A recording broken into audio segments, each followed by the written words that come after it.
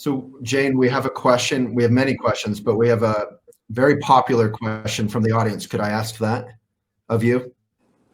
Go ahead. So the question is from Amanda. Can you speak to the best practices families can do at home to raise children with equal respect for all? What can parents do to ensure their kids keep their minds and hearts open?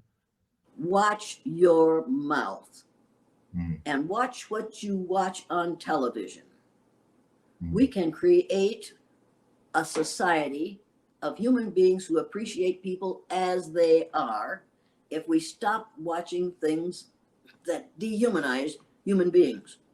And when you have a legal system that has to argue about greatly punishing somebody who is proud of having his knee on another person's neck and holds it there for 9 minutes, and the networks keep on showing it and showing it and showing it, what you have to do is contact the networks and say, you do it again, you show that again, and I'm going to cut you off my television set. Because you see, what keeps racism alive in this country is capitalism. And I am a capitalist. I believe in capitalism.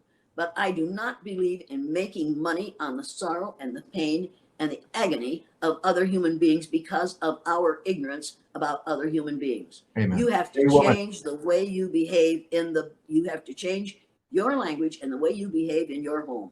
You have to talk about people as equal as human beings who deserve and who are promised equitable treatment under the law.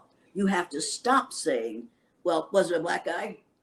And when people talk about a crime that has been committed, if they say it was done by a black man, you need to call that station and say, wait a minute. It's time for you to stop that. It's time for us to watch out. Marshall McLuhan told us about the danger of television a long time ago.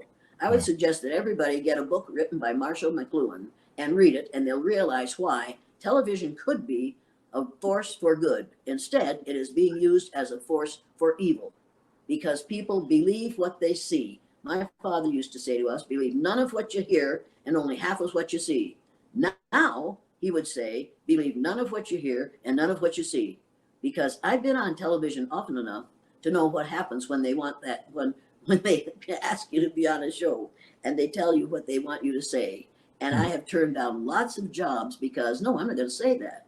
You want me to tell the truth? I'll tell the truth, but you'll lose some sponsors. So don't ask me to be on your show because I don't want you. You need those sponsors, and I don't need to be on your show. That being on this show is not one of my needs. You understand that? No, of course. But I appreciate being asked to discuss this situation.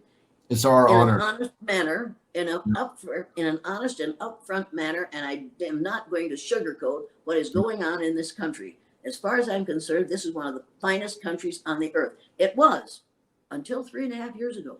Yeah. And most people worldwide admired and looked up to this country because we were we were working at living our principles. We aren't anymore. We aren't. For the last 3.5 years, we haven't. And we have been encouraged not to. This is a dangerous time. The first thing you can do is talk to your kids about voting and take them with you when you go to the polls every year so that they will see you voting. And then watch the polls and watch the results and then say, that happened because not enough people went to the polls, or that happened because a whole lot of people got angry and they aren't going to put up with this anymore.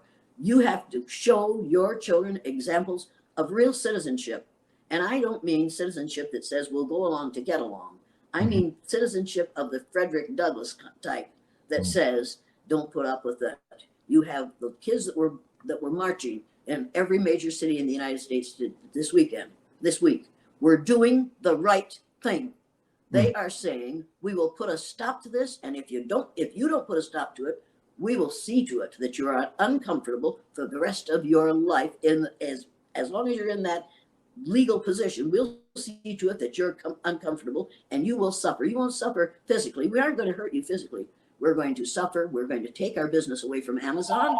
We're going to take I thought that I'd wrecked that. Well, you need to say, we're going to see to it that you suffer economically. That's what's happening in this country today. And we deserve to have that happen. A woman. A woman. See, learning has taken place here.